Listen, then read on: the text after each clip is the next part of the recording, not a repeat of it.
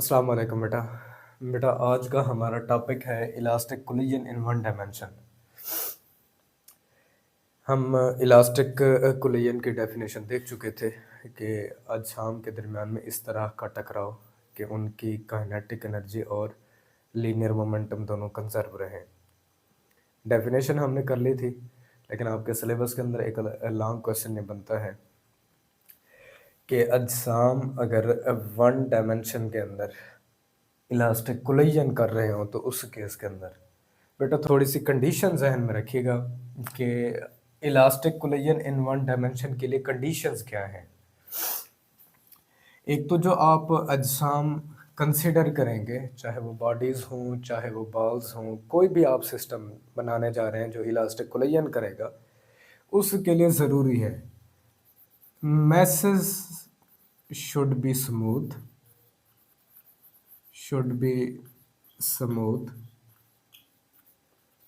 अजसाम को स्मूथ होना चाहिए, चाहे वो आप बाल्स कंसीडर कर रहे हैं, कुछ भी जो भी सिस्टम बना रहे हैं।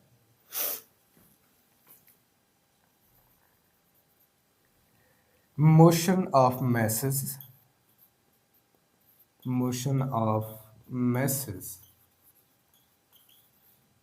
Should be non rotational,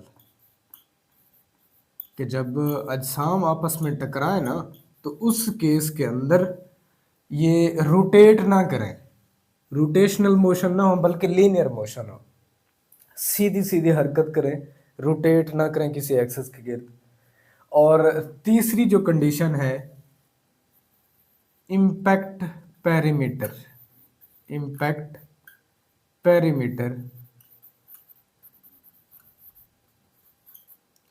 should be zero,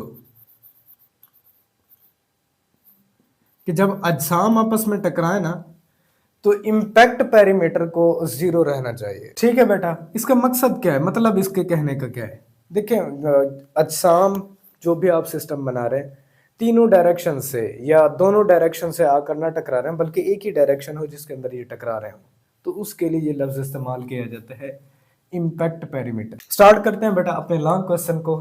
पहले भी हम कुछ कंसिडरेशंस कर चुके थे। हम सिंपल दो अजसाम पर मुश्तमिल एक सिस्टम कंसीडर कर लेते हैं। फ़र्ज़ करते हैं एक जिस्म m1 है जो कि टकराने से पहले v1 वेलोसिटी के साथ हरकत कर रहा है, और दूसरा जिस्म मास m2 है जो कि v2 वेलोसिटी के साथ हरकत कर रहा है, और ये वेलोसिटीज़ इनकी बिफोर कोलिजन है। बिफोर कोलिजन, ठीक है बेटा, टकराने से पहले ये v1 वेलोसिटी के साथ हरकत कर रहा था मास m1, और m2 v2 वेलोसिटी के साथ हरकत कर रहा था। After the collision m1 v1 prime velocity के साथ हरकत करता है, और वहीं m2 v2 प्राइम वेलोसिटी के साथ हरकत कर रहा होता है। तो law of conservation of linear momentum के तहत फर्स्ट मास m1 का मोमेंटम जो होगा बिफोर कोलिजन वो m1 v1, और m2 का मोमेंटम m2 v2। अब बिफोर द कोलिजन सारे सिस्टम का अगर हमने मोमेंटम लिखना है तो ये दोनों अजसाम के मोमेंटम के सम के बराबर होगा m1 v1 प्राइम पहले जिस्म का आफ्टर द कोलिजन मोमेंटम, और वहीं दूसरे जिस्म का आफ्टर द कोलिजन मोमेंटम जो कि m2 v2 प्राइम के बराबर है। आफ्टर द कोलिजन अगर पूरे सिस्टम के लिए मोमेंटम लिखना चाहेंगे तो m1 v1 prime plus m2 v2 prime, इनको सम की सूरत के अंदर लिखा जाएगा।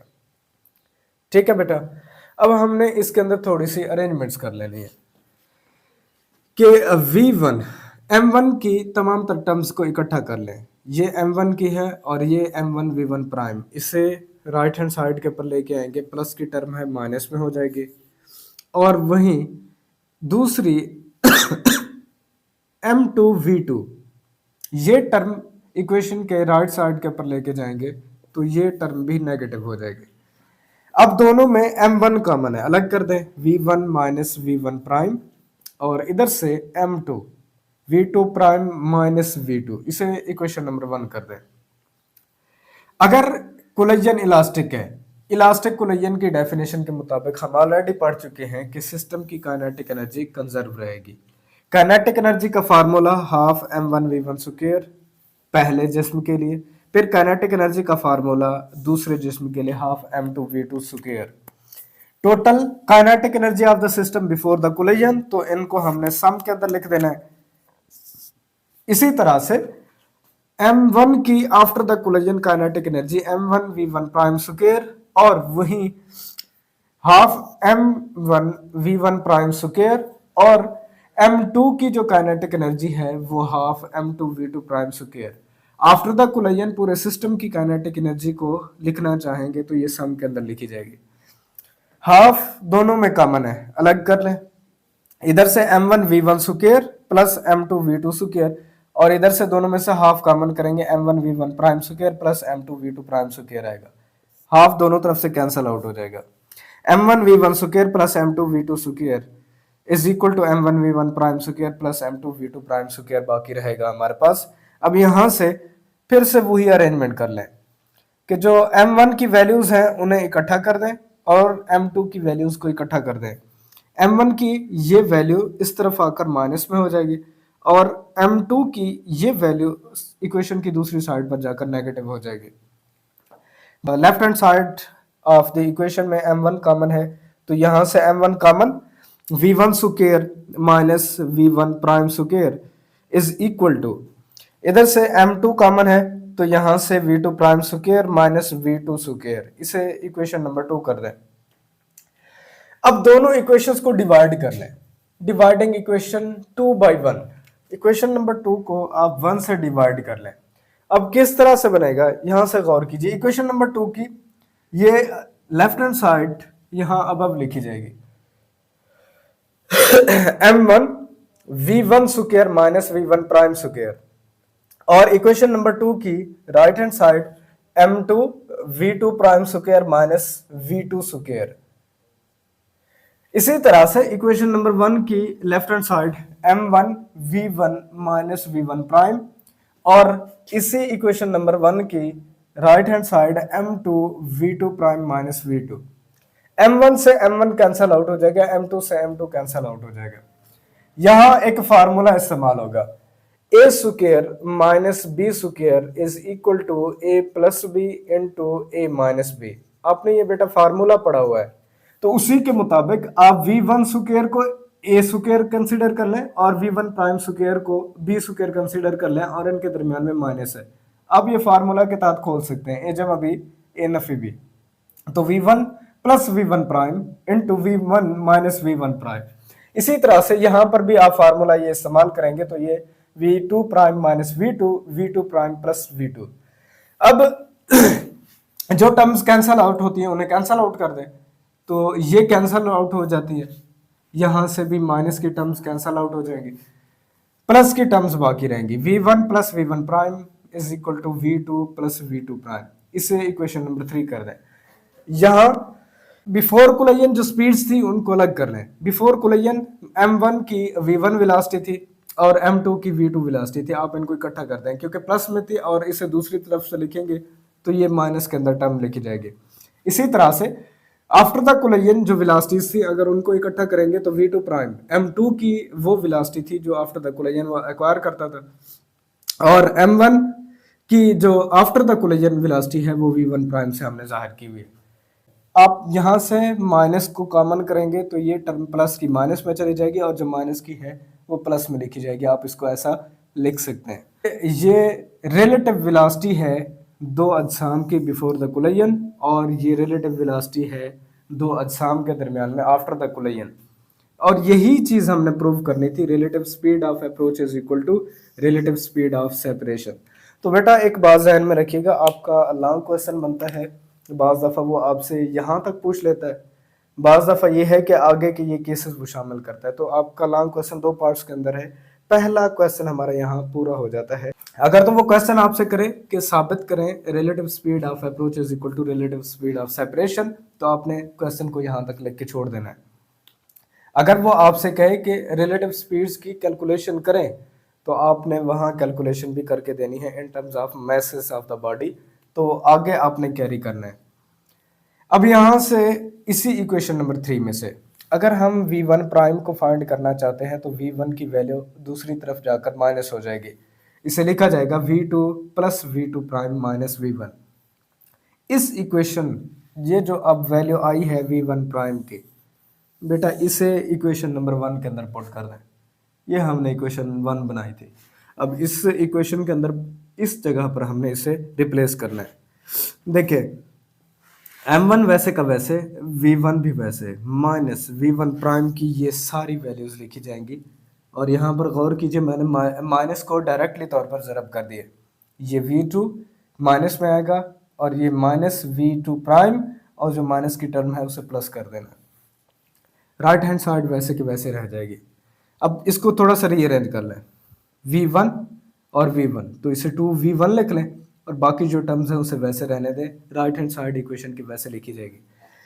तो m1 को मल्टीप्लाई करते जाएं, 2v1 के साथ मल्टीप्लाई करेंगे तो 2m1v1 माइनस v2 है m1v2 लिखा जाएगा।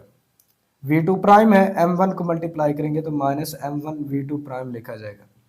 इधर से m2 को मल्टीप्लाई कर लें v2 प्राइम के साथ तो m2 v2 प्राइम, m2 को जब मल्टीप्लाई करेंगे v2 के साथ तो माइनस m2 v2। अब टर्म्स को इकट्ठा कर लें, बिफोर कोलिजन जितनी भी वेलोसिटीज हैं उनको अलग करके लें।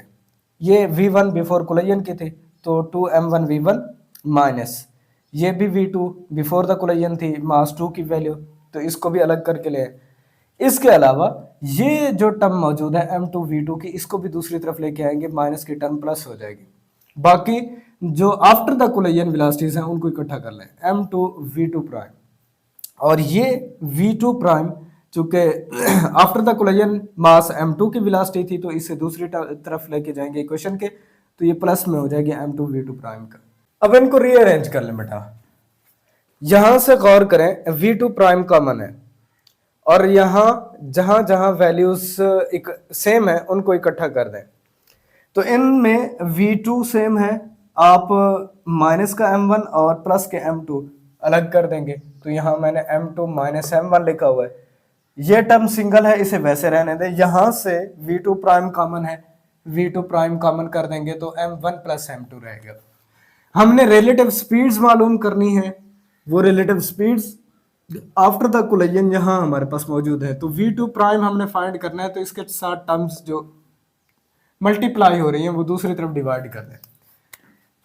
2m1 इसके नीचे वो टर्म डिवाइड करनी है m1 प्लस m2 की, और ये v1 लिखा जाएगा। m2 माइनस m1 और इस टर्म को डिवाइड कर देना इसके नीचे, और v2 इसके साथ मल्टीप्लाई हो जाएगा। v2 प्राइम की वैल्यू यू फाइंड हो जाएगी। तो ये वो स्पीड है जो after the collision mass m2 attain करने के बाद चलता है। इसी तरह से इसी ही इक्वेशन नंबर 3 में से आप v2 प्राइम की वैल्यू को कैलकुलेट कर लें। v2 को दूसरी तरफ लेके जाएंगे, इक्वेशन के माइनस हो जाएगी, तो यहाँ v2 प्राइम इक्वल होगा v1 plus v1 prime minus v2 के। अब v2 प्राइम की इक्वेशन नंबर 1 के अंदर जब जाकर वैल्यू को करेंगे तो यहाँ पर m1 v1 minus v1 prime, left hand side वैसे रह जाएगी।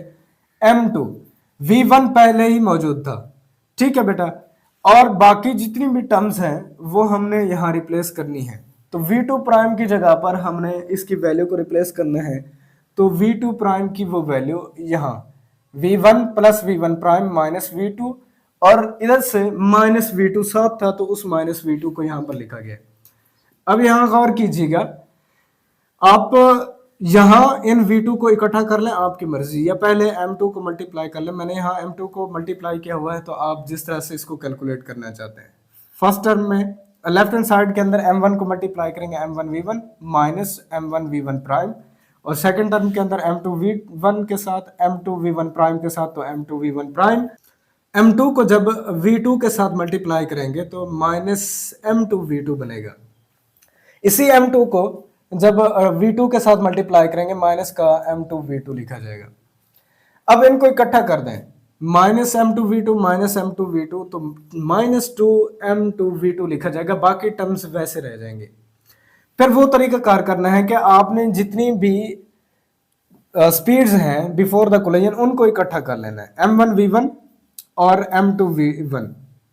इनको एक तरफ इकट्ठा कर लें और इधर से जो रिलेटिव स्पीड्स हैं आफ्टर द कोलिजन उनको एक साइड पर इकट्ठा कर लें। तो यहां पर गौर कीजिए m1v1 माइनस m2v1, इनके अंदर v1 कॉमन है तो इससे लिखा जाएगा m1 माइनस m2 और v1 कॉमन कर दें। जबकि ये स्पीड है बिफोर द कोलिजन, नेगेटिव की टर्म है, इसे आप लेफ्ट हैंड साइड के ऊपर लेके आएंगे तो ये +2m2v2 बन जाएगा। और ये स्पीड चूंकि आफ्टर द कोलिजन जिस्म के पास m1 के पास आई थी तो इसे दूसरी तरफ लेके जाएंगे। पहले ये टर्म मौजूद है m2v1 और इधर से नेगेटिव की ये टर्म लेके जाएंगे m1v1 प्राइम बन जाएगा। m2v1 प्राइम पहले से मौजूद है, इधर से m1v1 प्राइम दूसरी तरफ लेके आएंगे। तो बेटा आप इसके अंदर वही रीअरेंजमेंट कर लें, यहां से v1 प्राइम दोनों में कॉमन है, इसे लिखा जाएगा m1 m2। हमने v1 प्राइम की वैल्यू मालूम करनी है तो m1 प्लस m2 को दोनों तरफ डिवाइड कर देंगे। पहले इस टर्म के नीचे डिवाइड करेंगे तो m1 minus m2 divided by m1 plus m2 बनेगा और v1 इसके साथ लिखा जाएगा। और दूसरी टर्म के नीचे डिवाइड करेंगे तो 2m2 divided by m1 plus m2 और v2 के साथ लिखा जाएगा और ये v1 प्राइम के बराबर होगा। ये वो स्पीड्स थी जो आफ्टर द कोलिजन कभी ये मास m1 के पास होती है और v2 प्राइम वो स्पीड थी जो after the collision mass m2 के पास होती है। तो इन रिलेटिव स्पीड्स का आपसे रिलेशन पूछता है तो दूसरा लॉन्ग क्वेश्चन आपका यहां तक बनता है। सिंपलर है, मैथमेटिकल रिलेशन है, तो बेटा ये ना समझेगा कि मुश्किल है, आसान है, बहुत आसान है। आप जहन में रखें क्वेश्चन की स्टेटमेंट कहाँ तक है। अगर आपके पास ये रिलेशन कैलकुलेट हो जाते हैं तो आगे कैरी करना मुश्किल नहीं है। इसके बाद कुछ केसेस आपसे पूछता है, 4 तरह के केसेस आपकी तमाम तर बोर्ड्स बुक के अंदर उसने डिस्कस किए हुए हैं। वो पहला केस आपको बना देता है अगर मासेस को इक्वल कर दिया जाए। पहले केस के अंदर अगर मास आपस में बराबर हों तो उस केस के अंदर ध्यान में रखिएगा आपने इन वैल्यूज को रट लेना है। अगर मासेस इक्वल हो तो इसी v2 प्राइम की वैल्यू के अंदर देखिए आपने तमाम तर मैसेज के लिए m1 हो या m2 हो, इसे m आपने पुट करना है तो 2m बनेगा डिवाइडेड बाय m1 m2 दोनों m लिखे जाएंगे तो m प्लस m मैंने यहाँ पर लिखा हुआ है, इधर से v1 साथ था, इधर m2 की जगह पर m लिखना है और माइनस करना है m1 की जगह पर भी m लिखना है डिवाइडेड बाय दोनों सम हो रहे हैं तो यहाँ हमने सम के साथ लिखने और ये वेलोसिटी जो है ये v2 है। अब v2 प्राइम के बराबर था ये फैक्टर 0 हो जाएगा। ठीक है बेटा, क्यों माइनस करेंगे कैंसल आउट हो जाएंगे, 2m divided by m plus m, इसे 2m लिखा जा सकता है तो 2m डिवाइडेड बाई 2m, ये 2m से 2m कैंसल आउट, v1 होगा तो v2 प्राइम की वैल्यू किस चीज के बराबर हो जाएगी, v1 के। इसी तरह से आप इस रिलेशन के अंदर तमाम तर मैसेज को बराबर पुट करेंगे, इक्वल पुट करेंगे तो m माइनस m लिखा जाएगा, इसे divided by m plus m। क्यों, कंडीशन हमने ये लिखी हुई है m1 m2 m के बराबर पुट करने हैं। इसी तरह से 2m2 की जगह पर m लिखना है और m प्लस m इसे लिखना है v2 के साथ और v1 प्राइम की ये वैल्यू। अब गौर करें ये सारा फैक्टर 0 हो जाएगा, 2m divided by 2m cancel out तो v1 प्राइम v2 के बराबर होगा। रिजल्ट हमें क्या मिल रहा है, अगर अजसाम आपस में बराबर हो तो वेलोसिटीज एक दूसरे के साथ इंटरचेंज हो जाती है। मतलब मास m1 जो वेलोसिटी बिफोर द कोलिजन लेके आ रहा था, अब वो velocity after the collision mass m2 के पास होगी। यहाँ गौर कर लीजिए v2 प्राइम वैल्यू ये वो स्पीड थी जो मास m2 आफ्टर द कोलिजन रखता है और इसकी वैल्यू v1 के बराबर है। v1 वो वेलोसिटी है जो मास m1 बिफोर द कोलिजन रखता है। तो इसका मतलब मास m1 बिफोर द कोलिजन जो वेलोसिटी लेके आ रहा था, अब वो मास m2 के पास है तो वेलोसिटीज इंटरचेंज हो गई हैं। इसी तरह से before the collision mass m2 के पास जो वेलोसिटी है v2, अगर उसको देखें तो after the collision mass m1 की वो वेलोसिटी बन गई है। तो वेलोसिटीज आपस में इंटरचेंज हो गई हैं, एक दूसरे के साथ उन्होंने तबादला कर लिया अगर मासेस आपस में बराबर हो। तो ये पहला केस था। दूसरा केस है बेटा, वो आपसे पूछता है m1 is equal to m2, masses भी आपस में बराबर हो और target mass is at rest, और जो टारगेट मैस है वो रेस्ट पर हो। तो यहाँ से दो कंडीशंस आपको वो बता रहे हैं। टारगेट मैस अगर रेस्ट की हालत में है तो जहन में रखिएगा यहाँ से कंडीशन हमें दे रहा है कि v2 आपने 0 पुट करनी है। इसकी वजह टारगेट में ऐसे ये था, v2 वेलोसिटी के साथ हरकत कर रहा है लेकिन रेस्ट की हालत में कह रहे तो इसका मतलब इसकी कोई वेलोसिटी नहीं होगी। अब v2 प्राइम का रिलेशन हमने कैलकुलेट करना है, तो मासेस को बराबर पुट करने के लिए 2m divided by m plus m और v1 के साथ लिखा जाएगा, जबकि m minus m divided by m plus m और v2 की जगह पर 0 पुट कर देंगे v2 प्राइम के बराबर, ये फैक्टर 0 हो जाएगा। 2m divided by 2m into v1 v2 prime, 2m से 2m cancel out, v2 prime is equal to v1। पहला रिजल्ट हमें ये मिल रहा है। दूसरे के लिए जब v1 प्राइम की वैल्यू हमने फाइंड करनी होती है तो मैसेज बराबर है m माइनस m करेंगे divided by m plus m, और इधर से चूंकि v1 के साथ इसे लिखा जाएगा और 2m divided by m plus m v2 की जगह पर 0 पुट करेंगे। अब गौर कीजिए दोनों माइनस के हैं, कैंसल आउट, ये फैक्टर भी 0 और इधर से 0 मल्टीप्लाई हो, ये भी फैक्टर 0। यहां से एक रिजल्ट मिल रहा है v1 prime is equal to 0। ये रिजल्ट सामने आया। अगर केस हो दोनों मासेस आपस में बराबर भी हों, सेकंड मास रेस्ट की हालत में हो, तो उस वक्त गौर कीजिएगा after the collision v1 velocity बन जाएगी m2 की और जो m1 है वो रेस्ट की हालत में आ जाएगा। मासेस बराबर हो, एक v वेलोसिटी के साथ आ रहा हो दूसरा रेस्ट पर हो, क्या करेंगे जैसे ही टकराएंगे इसकी वेलोसिटी फर्स्ट मास की वेलोसिटी को सेकंड मास लेकर आगे चला जाएगा और फर्स्ट मास रेस्ट की हालत में आ जाएगा। ये रिजल्ट बता रहा है। इसके बाद तीसरा case, when a lighter body collides with a heavier body, जब एक बिल्कुल हल्का जिस्म किसी एक भारी जिस्म से टकराता है और वो भारी जिस्म भी या टारगेट बॉडी जिसे हम कह रहे हैं वो रेस्ट की हालत में हो, तो उस केस के अंदर ये वेलोसिटीज आफ्टर द कोलिजन क्या कुछ होंगी। तो यहां हमें दो चीजें वो दे रहा है। पहले तो लाइटर बॉडी अगर टकरा रही है तो इसका मतलब m1 इतना छोटा होगा, m1 स्मॉलर होगा m2 से, इसे निगलेक्ट किया जा सकता है। तो m1 को आप 0 पुट करेंगे और दूसरा हैवियर बॉडी रेस्ट में है तो v2 वेलोसिटी जो है ये 0 होगी। अब ये दो कंडीशंस हमने पुट करनी है। तो v2 प्राइम की वैल्यू के अंदर 2 m1 की जगह हमने चूंकि निगलेक्ट उसे किया हुआ 0 पुट करेंगे, 0 प्लस m2 v1 के साथ, और इधर से m2 minus 0 divided by 0 plus m2। v2 0 है तो इसे 0 कर देंगे और v2 प्राइम की वैल्यू, अब देखें ये फैक्टर भी 0 और ये फैक्टर भी 0, दोनों 0 हो जाते हैं। तो यहां से रिजल्ट मिलता है v2 प्राइम। v2 प्राइम बेटा वो वेलोसिटी जो मास m2 के पास आफ्टर द कोलिजन होगी वो 0 होगी। ठीक है, ये बात समझ आ गई। और इसी तरह से आप v1 प्राइम के लिए इसकी वैल्यू को कैलकुलेट करना चाहेंगे तो 0 में से m2 को माइनस करेंगे, 0 प्लस m2 और v1 के साथ लिखा जाएगा, जबकि 2m2 डिवाइडेड बाय m1 की जगह पर 0 पुट करेंगे m2 और v2 की जगह पर 0 पुट करेंगे तो ये फैक्टर 0 हो जाएगा। अब v2 वाला फैक्टर सारा 0, इधर से m2 डिवाइडेड बाय m2, लेकिन माइनस के साथ लिखा गया है तो m2 को m2 से कैंसल आउट कर दें। यहां से रिजल्ट v1 प्राइम मिल रहा है माइनस v1 के। v1 प्राइम ये वो वेलोसिटी है जो जिस्म m1 आफ्टर द कोलिजन हासिल करता है, वो किसके बराबर होगी, v1 के बराबर होगी। लेकिन नेगेटिव टर्म बता रहा है कि जिस्म 180 की डायरेक्शन के अंदर अपनी डायरेक्शन 180 के अंदर कन्वर्ट कर लेगा, मतलब अपोजिट मुखालिफ सिमत के अंदर मूव करने शुरू कर देगा। अब इस केस से रिजल्ट हमें क्या मिल रहा है, जब एक लाइटर बॉडी एक हैवियर बॉडी से टकराती है और वो हैवियर बॉडी भी क्या हो, रेस्ट की हालत में हो, तो वो जिस्म जो रेस्ट की हालत में था, सेकंड मैस जिसके साथ जाकर फर्स्ट मैस ने टकराना था, वो सेकंड मैस अब भी रेस्ट की हालत में रहेगा और जो जिस्म जाकर टकरा रहा था उसकी वेलोसिटी अब भी वही है लेकिन डायरेक्शन उसकी चेंज हो गई है। तो ये दो रिजल्ट आपने जहन में रखने हैं।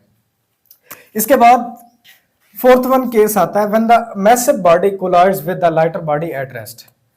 एक मैसिव बॉडी, ज्यादा वजन वाला जिस्म किसी एक थोड़े वजन वाले जिस्म के साथ टकराता है, लेकिन वही थोड़े जिस्म वाला थोड़े मैस वाला जिस्म अब रेस्ट की हालत में है। अब यहाँ पर दो कंडीशंस हैं। मैसिव बॉडी जब किसी लाइटर बॉडी से टकराती है तो m1 लार्जर होगा m2 की निस्बत और वहीं m2 को जीरो पुट कर दिया जाएगा।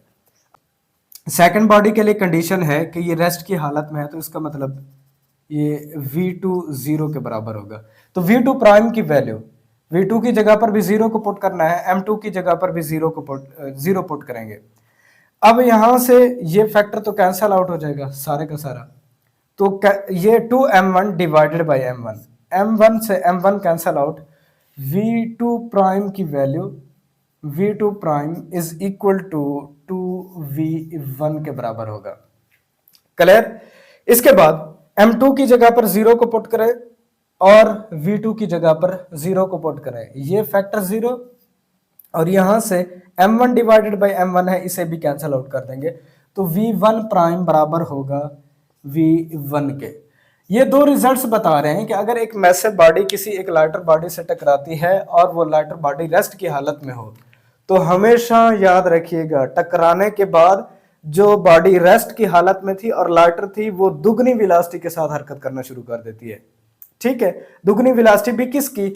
फर्स्ट बॉडी की। जो हैवियर बॉडी आ रहा था उस बॉडी की वेलोसिटी के दुगना इसने मूव करना शुरू कर दिया है, और वहीं जो हैवियर बॉडी था वो टकराने के बाद भी अब भी अपनी ही वेलोसिटी के साथ v1 के साथ हरकत कर रहा है, उसकी वेलोसिटी के अंदर कोई चेंज नहीं आएगी आफ्टर द कोलिजन।